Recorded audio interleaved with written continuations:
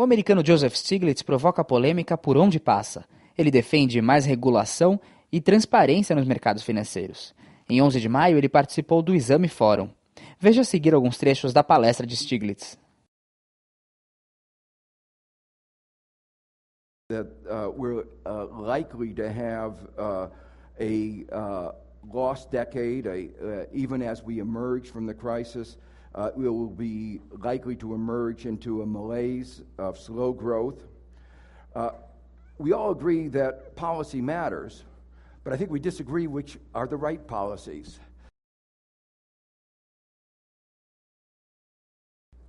Is this a serious downturn or not? And part of the answer is we don't know. Most Americans, what was happening before the crisis was not great, and what is happening now is even worse.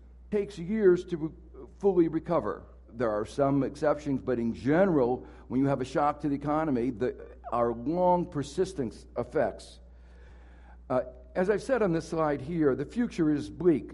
This is the most serious economic disturbance since the Great Depression.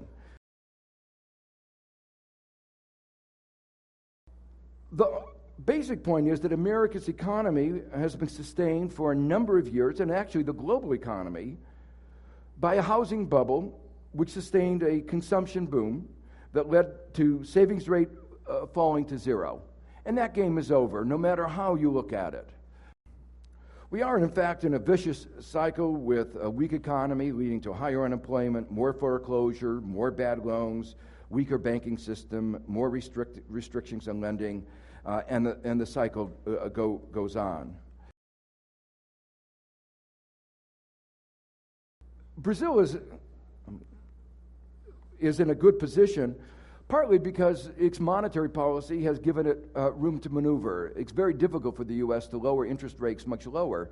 When it gets down to zero, there's not much place to go. September 15th, in a way, is a watershed. The fundamental problems dated well before September 15th. It was the bad lending. The problems of that bad lending would become inevitable when the bubble broke. It was just a matter of time. The problems began to become evident in August of 2007. Why did the financial sector fail in the way that it did? And then you ask, the answers you come up with are questions like bad incentive structures that encouraged excessive risk-taking and short-sighted behavior. People were responding to incentives. The one thing on which economists do agree is incentives matter. I won't spend much time on this, the question of the flawed bailout. It hasn't been working. It's been very non-transparent. It's not been working very well to restore confidence. The so-called stress test didn't involve much stress. There are many questions about it, but the key issues, is it going to restore lending? So far it hasn't been working, but the one issue that is clear is that the taxpayer got a very bad deal, is that we will be redesigning our corporate governance and regulatory system, and there will, of course, be resistance from those who benefit from the old system.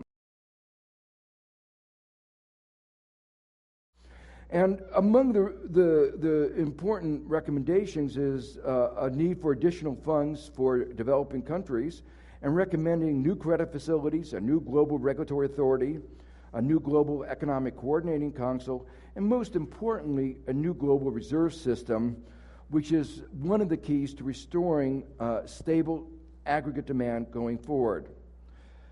I think it's clear that the institutions that we created in the first half of the 20th century are not up to the tasks of the 21st century.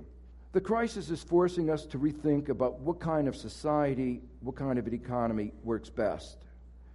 I think that the deepest lesson, or the most important lesson to emerge, is that we need to get the balance between the market and the government and other non-state actors right.